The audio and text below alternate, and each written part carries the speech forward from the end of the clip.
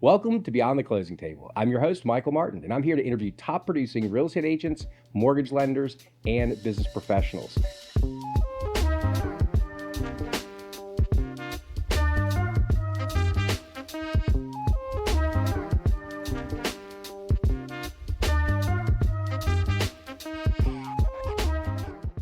Very excited to have my next guest, my new guest, Mr. Brandon Yopp with Ocean Air Realty, right? That's exactly right. You nailed Excellent. it. Thank you. And Dan, my videographer, connected us. Very excited that he did that. Thank you so much for coming into the studio today and participating in this podcast with us. I appreciate the opportunity. You got a great setup. Dan's an awesome guy. He's hooked you up, and I just excited to have the conversation with you. Wonderful. Well, this one's kind of cool because you and I don't really know each other at all. No. But I'm a mortgage lender. Obviously, you're a real estate agent here in the marketplace. Tell me a little bit about where are you from and how did you end up in real estate? Yeah, a great question. And I am excited to talk to you because I've known your name and we've never done a single transaction together. So it's really interesting to start this way. I grew up in Sneads Ferry, which is in Onslow County, about 3 hours roughly from where we're sitting now. My grandfather was in real estate. He owned the Ocean Air Realty. This is how the company started. Okay. He lived in Holly Ridge. He was the rural mail carrier. He did everyone's taxes. He was the mayor, and he was the local real estate agent. He was the jack of all trades and the master of all of them. So I moved to Raleigh in 2001 to go to NC State. I never left. I've been in the Triangle since. And I've been in real estate about 8 years now. My brother got into real estate before I did, and he, I was in a career where I was doing okay, but I just wasn't passionate about it. I needed to do something else. And after 2 or 3 times of my brother saying, "Hey, come on, dude, you need to get in real estate. You'd be great at this," I finally was like, I got nothing to lose. So I talked to my wife about it. We prayed on it, and 8 years later, here we are. And where do you live in the Triangle now? So I'm actually in Chatham County on the Chapel Hill side in Briar Chapel, and my wife works at Duke. She's a pharmacist, and so we built a house in Briar Chapel because we were hoping to have a kid, and my wife grew up in a sidewalk community, and that's what she wanted if we were able to have a child, and fortunately we did. So we have a 2-month-old daughter, and we've been married for 16 years. And so the last 24 months have been quite an adjustment. No doubt. But a good adjustment. I'm very thankful for it. Yeah. So I think you told me you're 42. 42. Okay. Yeah. And so you're 42, got a 2-month-old. I'm sorry, 2-year-old. Okay. 2-year-old. I thought you said 2 years old. Yeah, Earlier. 2-year-old. Okay. So My 2-year-old. That's okay. So the last couple of years certainly have been interesting for you guys. Figuring things out. My daughter is now 16. Wow. Funny story. Kind of funny, I guess. Now we can look back. She got her license the day after her birthday, her 16th birthday. She's very excited to drive. She's been doing really well. A week later, she had her first accident. Oh, no. Fortunately, everybody was safe. Nobody got hurt. A little fender bender. She called me. I happened to be right. It literally was right up the street from here. And she goes, I talked to her on the phone. I go, I'm not mad. I just want to make sure you're safe and everything's good. Just out of curiosity, do you think it was your fault or was the other person's fault? Dad, it was 100% their fault. Uh-huh. Okay. So I get up there and go check out the scene, look at it, ask her some questions. I'm like, honey, this is 100% your fault. There's no way that the way this happened is this lady's fault. That's tough. Yeah. Fortunately, we were able to rescue the whole situation without cops and their ticket and very nice people that we ended up having an accident with. So anyway, she's just getting her accident out of the way. That's early. right. My first accident, by the way, I was 16 and I wrecked into the back of my dad. Oh my I was goodness. following my dad. I was living in the Sunset Beach area.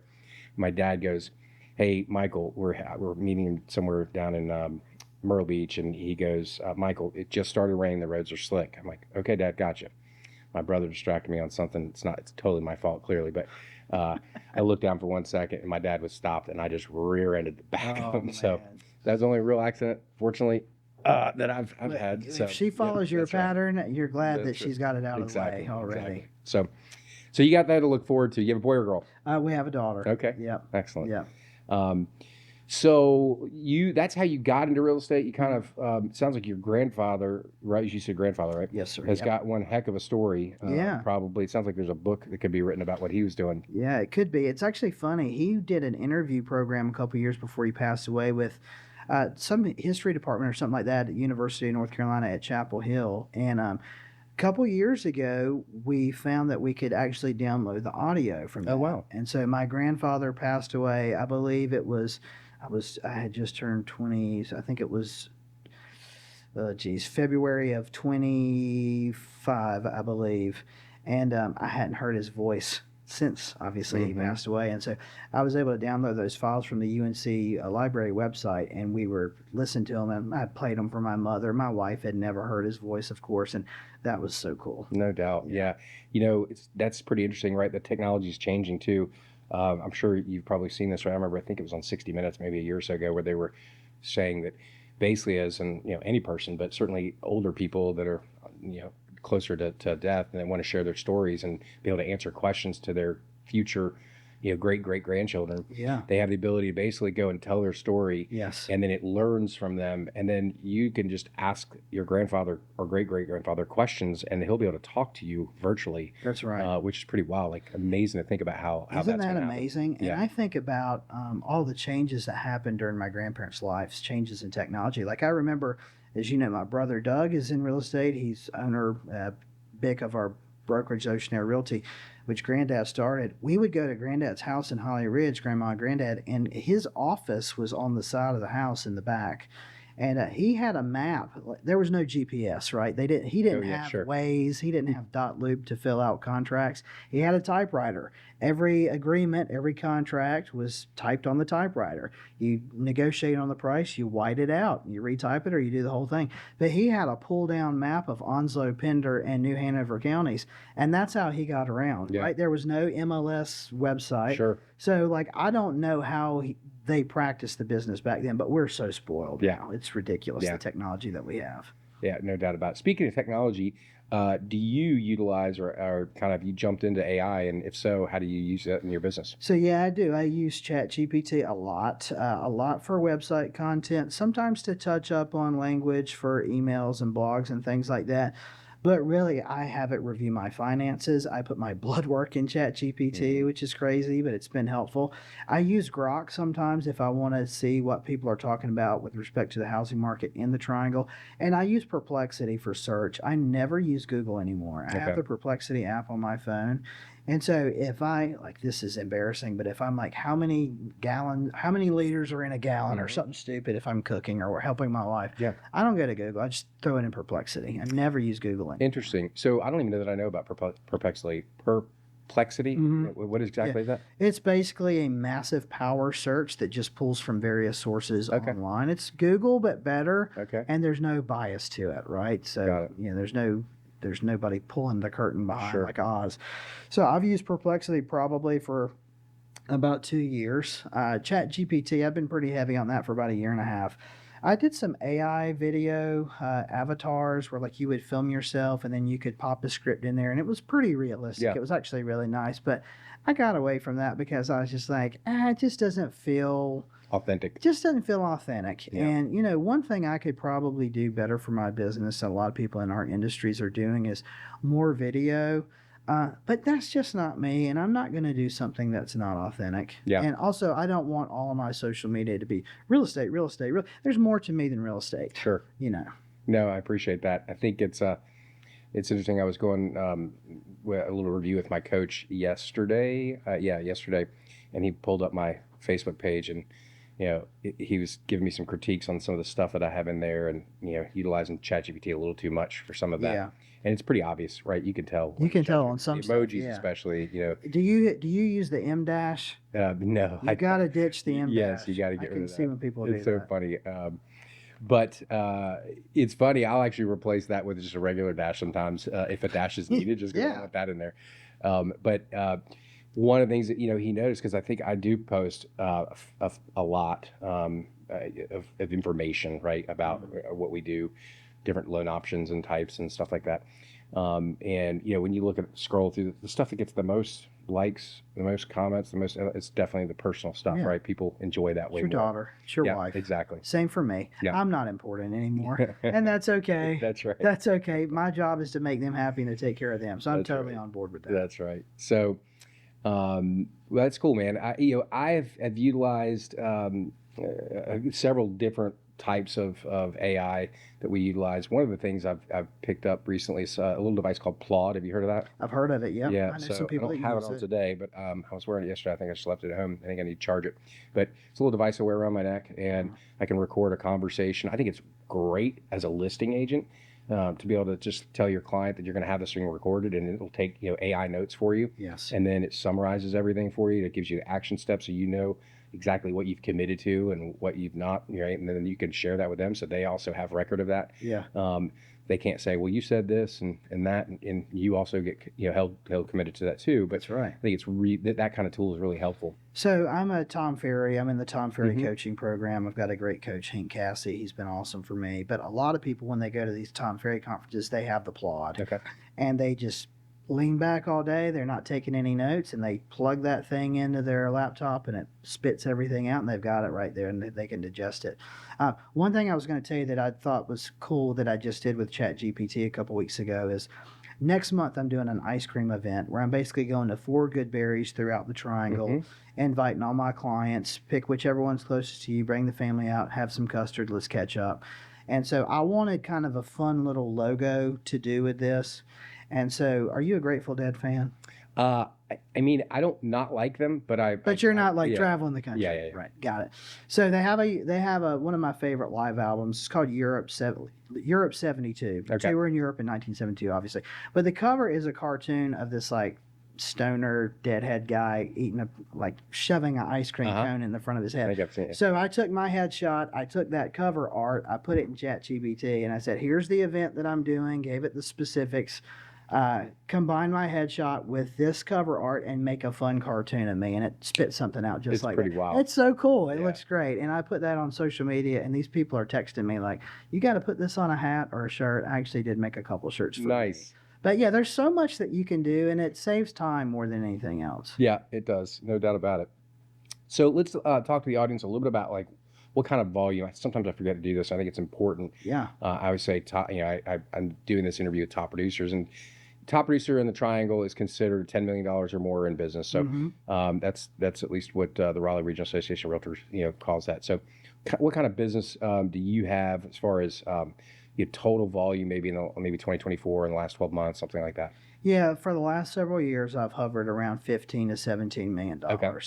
That's great. I'd like to get up to 20. That would be fantastic, but I'm not going to beat myself up over it. Like we were talking about earlier, I've got a 2-year-old, so my focus really especially since January of this year, has been on being more present with my family and tweaking my business to allow me to do that while still providing value to my clients and keeping my business moving forward. And so every year I have a loose goal of roughly 30 transactions, which is going to put me somewhere typically between 15 and 18 million dollars. Okay. Like I said, if that will go up to 20, that should just naturally evolve to that, because most of my business now is repeat and Sure. referrals, like-minded people socially and economically, and so most people are buying and they're going up, right? So those price points change and they're selling for more than what we bought for. But that is successful to me. I don't really measure myself because I'm on the top producers council and I go to this, and there are some agents that are doing $60-65 million, and that's wonderful. I'm so happy for them. But that doesn't make me feel like I'm not being as successful as I could. Sure. It's just a different priority. Yeah. I've given a lot of thought about that recently because I have been certainly one of those folks that is always chasing the ladder.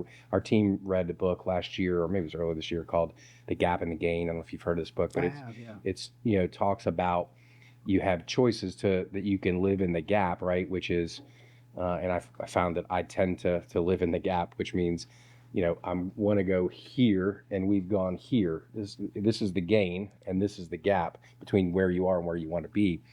And if you're living in the gap, it's always more. You want more. You're chasing something. Where if you're in the gain, there's obviously appreciation of what you have and what you've done. And I think there's a healthy balance of both, right? Because if you do want to grow, you got to have that goal that you're going to stretch for. But you also have to take a minute and reflect. And it's something that my team and I talk about, and they remind me. And we have a culture where we want to be reminded of things like this. and that I need to live a little bit more, at least with the team, in the gain, right? The things that we've accomplished. I've been a top producer for most of the career that I've been here in the Triangle, and hitting that $100 million goal for us has been, we've eluded it, gotten real close a time, but we do expect to get there, right? But we still have to appreciate what we've done, how we've gotten here, and not always be chasing that thing, because people, especially people on your team, maybe that don't have that giant goal personally, that can be a little defeating. Well, I think you hit on so many things that are so important. From the realtor standpoint, the average real estate agent in the state of North Carolina is doing 4 to 6 transactions a year. And I'm not trying to poo-poo anybody. And those Sure. numbers are obviously somewhat, they're slanted a little bit because there's a lot of part-time agents, Yep. right? And there's a lot of people that are licensed that are actually selling. Correct. Right? They're on the managing team. their That's right. properties or something like that. Yeah. They do something for family, and that's all well and good. But the income on 4 to 6 transactions a year, you cannot rent a townhome in North Raleigh. Sure. For the most part. Yeah. And so, you have to appreciate the success that you have. Now, I will tell you, since our daughter was being born, and my wife was talking to me about this before she was pregnant. I went through a period where it was like I got a boom, boom, boom, boom, boom, boom. And if you have a good business and you're making good money, and that's great, but you're not present. If you're making all this money and you're not enjoying it, if you're not having time with your family, if you're not traveling, if it's just 9 to 5 Monday through Friday and then all weekend in the car, really, what's the point? I didn't go through all that to do that. And I have friends that are in real estate and they don't have a family, and they, this is it for them, and that's fine. Sure. They're happy, but I don't want that. I want to crush now so that the older my daughter gets, when she starts getting interested in things, if I want to pump the brakes or be more selective. And I've gotten more selective on who I will and who I won't work with the longer I've been in the business, which I think is healthy and natural. I'm not the right fit for everybody. I think those are all good things, and so I'm happy with where I'm at. Like I said, if I back into $20 or $25 million a year, wonderful. Yeah. I'm not going to complain, but I'm also at a point where I'm not going to sacrifice the family aspect of it to get there. I'm not giving that up. It's interesting. I'm doing CE right now. The CE that I do each year is the last couple of years I've used this company called Knowledge Coop, and it's basically a CE for lenders, right? And it's pre-recorded videos, and they make it kind of humorous and fun and stuff. But they interviewed a guy. The first part of it, they were interviewing this guy. I can't remember his name, but he was an ex-con. Pretty appropriate, I think, for CEs, right? Like interviewing a guy that was convicted of fraud in the mortgage industry, spent 12 and a half years in prison for committing lots of fraud.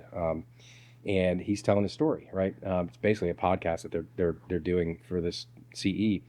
And it's really interesting to hear him talk about some things. One of the things that he talked about, and I was just having this conversation with somebody this morning, I think, is, a lot of these people that he was in prison with were other fraudsters and criminals like him, and had some fame or major success, and had toys, right? Like, he said he knew 8 people in prison that had Lamborghinis, and he goes, not a single one of them ever said they missed their Lamborghini, right? They missed their wife, they missed their kids. They did not miss the car, right? They didn't miss their house. They just missed their family and the people. And so I think it's real easy. I can tell you, for me, it's been real easy to convince myself and try to convince my family that I work, 50, 60 hours a week sometimes, because I'm doing it for them. Yeah. When all they really want is me anyway. Yeah. Well, you know what? That is one of the best ways I've heard anyone in our industry say that. And that resonates so much with me, because I feel like that's something that my wife has tried to say to me before, but she just hasn't put it that bluntly, which maybe she should. I do feel like I'm trying to build a war chest to take care of my daughter when she's older, and to be able to provide opportunity for my wife and I. But at some point, here's a conversation we have all the time. We've got roughly 3,400 square feet in Briar Chapel. We don't even go upstairs. We would be totally fine in 22 to 24. We don't need all of this. Yep. But we also like it. Sure. And so, but you know, I don't need anything bigger than this. Yep. And so I helped a very good friend of mine purchase a home a couple months ago, and it was $1.6 million, beautiful house. And we're close enough where I can be honest with her. And it was the day of closing, we're doing the final walkthrough, and she said, "Do you think this house is worth $1.6 million?" And I was like, I just wanted to take a quick second and say thank you so much for watching our podcast so far. If you do me a huge favor before you forget about it, to like, subscribe, and if you would, just leave a quick comment about what you think of the podcast. And if you want to share it with your friends, I'd love that too. Thanks again so much. We'll finish up right now.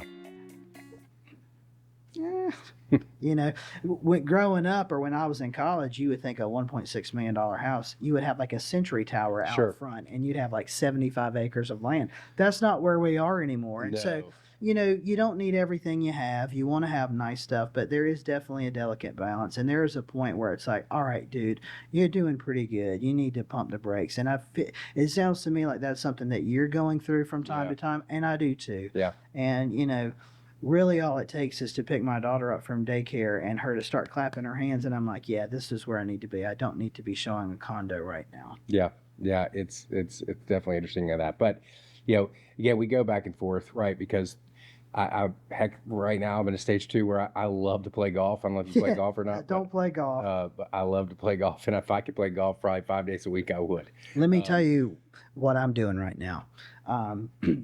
I told my wife a couple months ago, I was like, I need some me time. That's not dad, husband, real estate, running a chauffeur service, taking my daughter around, picking up groceries. I need just something for me. So when I was in high school, I was never in band. I was never in a band, but I had sets of drums at various times and was basically a self-taught drummer. So I started taking drum lessons a couple months ago, and I'm actually going there when I finish here. It's every Thursday. And that's my 1 hour week, and I love it. It's done so much for me to just be able to kind of have my own thing for 1 hour a week. But just like what you're talking about with the golf, it's like, okay, I got this big house, big to me. I've got a huge bonus room upstairs. We never use it. Boy, that'd be a great place to put a set of Yamaha drums. So have you done that? I haven't done it yet. And every time I'm like, you know, I don't really need this right now. I don't have the time. So I have a snare drum in my office, and I put a little pad on it. And like last night, I was in the living room with Amber, my wife, and our daughter, Sophie. And Sophie loves it when I play on it. But I'm at a point now where I need to have a whole kit. To really start doing stuff. I'm past just a snare drum, right? I've had drums before. I can play stuff. But it's like, do I need the Yamaha recording custom that bands actually use when they're recording $1 million label albums? Probably or would I just be fine to get the entry level Yamaha kit? Yeah, I've been spending a lot of time at the Guitar Center because I saw your daughter just did a recital, right? Yeah, she did. She started about a year ago, and so I've had guitars since I was 15, I think, somewhere around there. Started playing guitar. I had some lessons and never got good. Never spent the time, frankly. And so I've been a music fan my whole life and sang in choirs everywhere from elementary school all the way through college even. Cool. And certainly was a karaoke king, after about 3 beers in college for many, a Tuesday night wing special at Rabata in Greenville. But and so began huge fan of music and was trying to get my daughter involved in music, and she just wasn't feeling it. And then finally last year in the summer, she said, "Hey, Dad, I think I want to learn a little bit of guitar." So I started showing her some chords. She picked it up on it pretty darn quickly. Next thing you know, she's on YouTube learning songs. I was like, okay, well, you're past what Dad can do now, so let's get you an instructor. So we have an instructor come to the house every Wednesday at 3:30 for an hour. He actually does vocal and guitar lessons, and it's been she's gotten so freaking good, man. It's just amazing to watch her. I think there's so many benefits to music and sports. When I was really young, I took piano lessons for about 2 years, and I quit because I got busy playing baseball. I wish I had never done that. Music, there's so much enjoyment that you get from life, and my daughter really loves music, I can tell already. So I hope that she'll gravitate towards whatever she wants to do. We'll make it happen. But yeah, it's just once you get that in your DNA, you can pick it back up pretty easily if you let it go. Yeah. So I've been playing quite a bit with her, but we've messed around with. She loved to Yeah, I got her a keyboard last year for Christmas. Just they're pretty inexpensive. Yeah. You get a pretty decent one, actually. I mean, it's not studio level, right? But hoping that she kind of mess around with that. She hasn't touched the keyboard one time. She said she loves some drums. She really wants a bass guitar. I'm like, all right, let's keep going with this guitar and singing. We for the may day. have a band That's here right. in That's about right. 6 to 8 months. That's We'll have right. to keep in touch about it. Yeah, that's right. So let's jump back into clients. You said something a minute ago, or real estate business. You said a minute ago about a client event you've got coming up. Yep. It's interesting. I've started a series at Raleigh Regional Association of Realtors where I'm hosting. Basically, I'm the interviewer, if you will, for a panel, right? I pick the top agents. I pick the topic. We actually did the last one last month on AI. I saw that. It went extremely well. We sold out the tickets. They're free, but we maxed out the capacity. It was very excited how that went. So we have another one coming up in October 22nd, from 10 to 11:30, and we're doing that one. I'm going to mess up the name, but it's something about don't let your clients expire, right? And kind of play off expired listings. But so many agents and lenders too, right? Yes. You do a transaction, you intend to stay in touch, but you just don't because you get busy on the next client or whatever, right? Life happens, and I think you have to be extremely intentional if you want to be relational, right? Yes. Versus transactional. And so you have to build things into your systems or into your business that reoccur so that you're kind of almost held accountable for them. Right. And so, this kind of event that you mentioned, it sounds like an awesome event. And I love that you're doing it in different locations around the triangle so that you're making it convenient for the clients. Tell me a little bit more about that event. Have you done it before? So and, do you have other events that you do? Or I are do. there other ways yeah, to stay in touch yeah. with So clients? events are really something that I started in 2024 to try to make a big staple of my annual business planning. I start my annual business planning around October for This is the time to do for it. the next year, and so I've already got dates in mind for events for next year.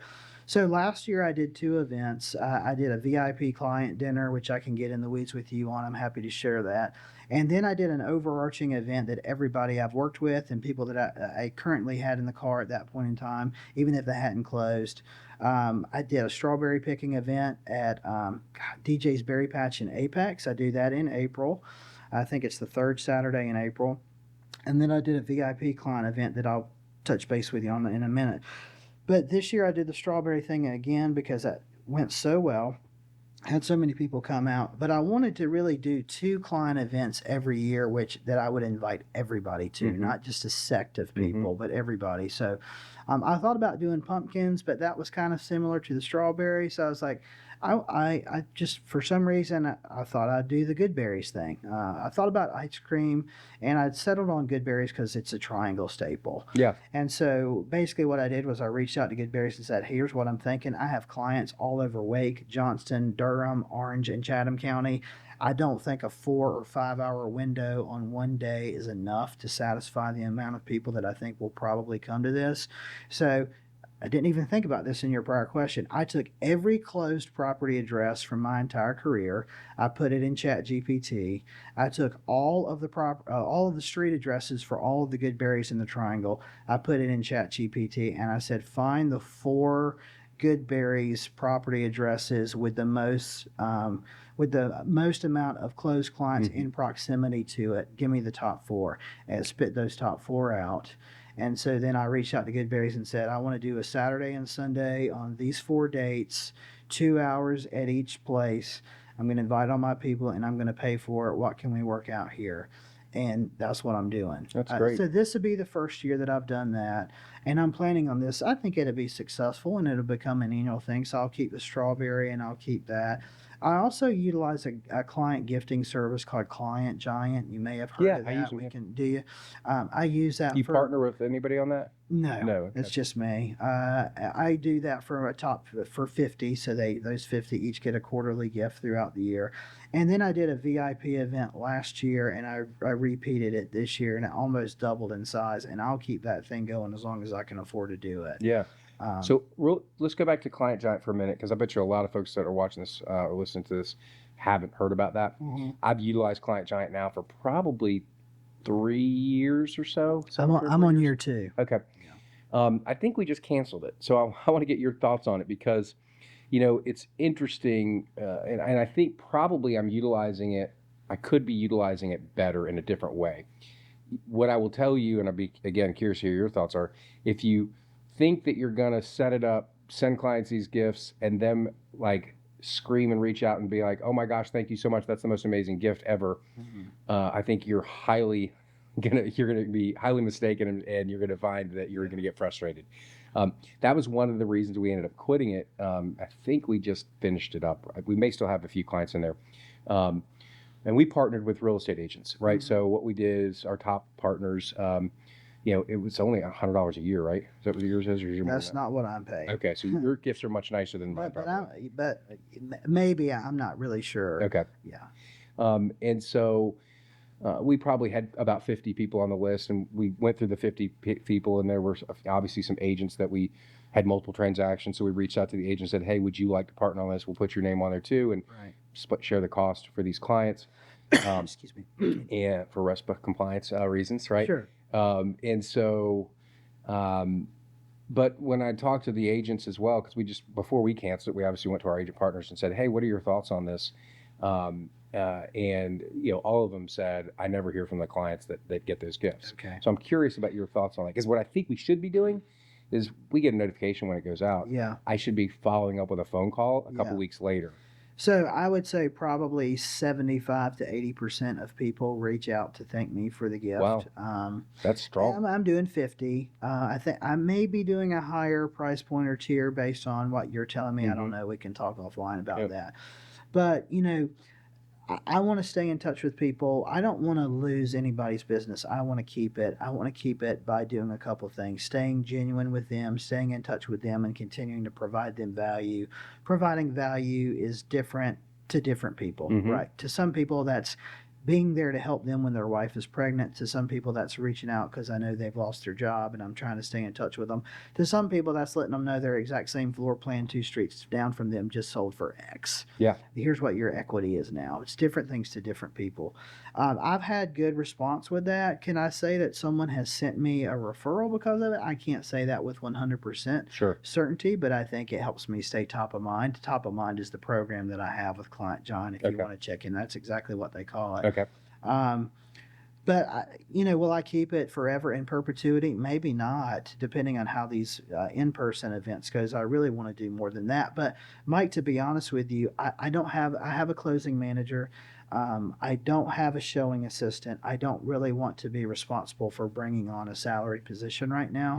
I don't have the bandwidth to drop off 50 to 100 gifts at someone's front door right now. Yeah. And so this allows me to do that. Got it. Okay, cool. Well, it's something that, we've looked at the last few years, right? We had massive production and then things started falling off when rates went to 7+%. Sure. Yeah. And I do have a pretty good sized staff. We're 4 of us now. But at one point we had 11 of us. And so, gosh. Trying to cut costs without cutting people was, we're looking at where do you do this the right way. Makes total sense. Okay, so that's one. And then you said the VIP. I want to hear about the VIP dinner. Yeah, so I had this idea a couple years ago. I fleshed it out with my business coach last year. So basically what I did was I created what I call my VIP client list. And anyone I can trace a total of 3 transactions to. You're on the list. Okay. The idea is you're on the list for life unless you give me a reason to take you off. Sure. And we're hoping that doesn't happen. That's right. So for some people, that's 3 transactions. Several people, it's more than that. Some, it's 1 and 2 referrals. But if you're responsible for 3 closed transactions, you're on the list. And so last year, it was 36 people total. I rented out the Oak Steakhouse over off Lake Boone Trail. We had a 4-course meal. Oh, that's like the bourbon place, right? The bourbon place, yeah. We had a 4-course meal with a bourbon pairing. I'm a big bourbon guy. We had a 4-course meal with a bourbon pairing. It was all wild turkey and Russell's products. They gave a great presentation. That was awesome. Nice. This year, I had almost 70 people. That's fantastic. So I had 2 separate nights in Thad's room in the wine cellar at the Angus Barn. I mean, it was immaculate. It was just fantastic. And all these people came. One night was 40 people. And then so you did one time at the Oak and one a different group of people. So last year we had the event at the Angus Barn. At the Oak. This year it was the same event, but at the wine cellar at the Angus Barn. but I had to do 2 nights because the amount of people that qualified for it Sure. had grown so much from the last year. And I had to, Which is not a bad thing. not a bad problem to have. And so I could either do all of them in one night upstairs in a bigger room, but the room wasn't nice enough for me. I wanted them to have the wine cellar experience. My wife and I really love going to the captain's table and the wine cellar at the Angus Barn. If you've never done that, do that. It's the best thing. It's best deal in By Illinois. far, Best the experience. best. We went for my 45th birthday. My wife had got it set up, and it was just us and. I just think there's one that seats 2 and one that seats 4, right? The one in the wine cellar is a 4-top. Yeah, that one's the one we went to. Yeah. Yeah, and I wanted people to have that experience, and so what I did. But you used you had a larger crowd, right? So you used the bigger room that's got like the long table. Well, the bigger room only seats 42 people. Okay. And so I think it was 68 or right under 70. And so essentially what I did was I reserved it for 2 nights, the last Wednesday in April and the last Wednesday in May. And I did some study groups with clients. What would be better for you, a weekend or a weeknight? Mhm. Everybody said weeknight. Weekend is crazy because of kids. Sure. It's a date night for us that we're not planning on. And so I sent it out to everybody and I said, go to sign up on this website. You got 2 nights to choose from. First come, first serve. Once the first one fills out, the second one's the only one left. And it was full within I'm sure. probably 72 hours. Yeah. Everybody came both years. When I did it at the Oak Steakhouse, they told me that was the first time they've ever had a private event where everybody that had reserved came Showed to up. it. Yeah. So it was awesome. And I've gotten referrals from people at both of those dinners. I think, to your point, I'm not trying to spend money just to spend money and get Yeah. a tax write-off. But again, 3 transactions at the average triangle price point are very nice paychecks. Yeah. And, again, you can walk on 6 forks and spit on the sidewalk and you can hit a I'm gonna real have to estate find a way to agent. get you 3 transactions. Yeah. Well, yeah. I mean, you do it. You'll be at the Angus Barn or wherever we do it next year. I'm already starting to figure out what I'm doing next year. But, these people are taking care of me. I want to take care of them. I want to provide them with an experience that most people, I'm willing to bet, are not going to take the time to do. I think we work in a profession where, the money is what it is, but a lot of people don't want to spend money. But I would rather spend money to show the people that have given me repeat business or even just one opportunity, how thankful I am and appreciative for their business, as opposed to spending a bunch of money on Zillow or Realtor.com or other websites that, quite frankly, probably want to put me out of business. Amen. I couldn't agree with you more. The industry is literally cannibalizing itself. Yes. And these agents just, I don't get it. I can understand why a large agent would partner with Zillow because it's a referral factory, right? Mm-hmm. They just provide, but you're also stripping 40% of the commission off the top, right? Well, I've been in environments on my current team and where I've started where we had Zillow programs and you paid a referral. But I think a lot of it, Michael, comes down to time in the business and a confidence Yep. issue. Your book of business should grow the longer you've been in because you should be providing value and getting repeat business and referrals, right? That's one thing. But also at a certain point, I think agents have to be like, you know what? I don't need someone to drop this in my lap. I am going to do what it takes to figure out a way to create and generate business on my own. Yep. Because for 1.5 transactions is the equivalent of 3 transactions from from Zillow once, and I don't want to be dependent on a business on a website for my business. Yeah. Also, having worked with those leads before, I can tell you that if someone that just clicks, "Hey, show me this house" on a website, it's incredibly more difficult to establish a legitimate relationship and bond and friendship with them, with someone who's coming into it thinking of you as a door opener, as opposed to nurturing a relationship and developing a genuine one with somebody. Yeah, we're going to have to wrap up here soon because we're about out of time, but I want you leaned into something there I want to talk about. The way you're referred, right? This is something actually we're working on with our partners through the coaching that I'm part of.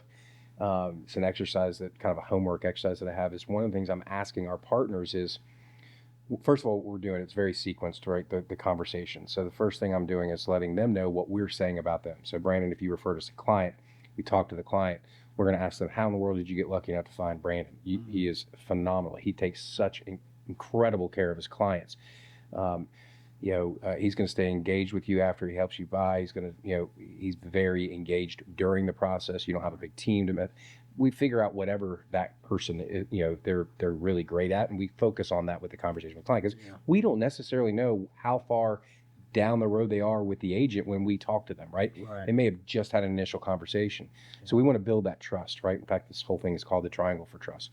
And so, the reason Brandon referred you to us is because Brandon doesn't have to worry on anything to do with the loan if he knows we're taking care of it. So we're going to go through, we're going to educate you about the whole process and have you ready to go. So anyway, what I do is I tell the agent, this is what we're saying about you when you refer us a client. Right. And then I'll ask, just out of curiosity, what do you say about us?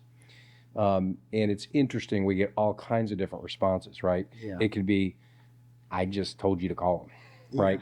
It could be, you were one of 5 on a piece of paper.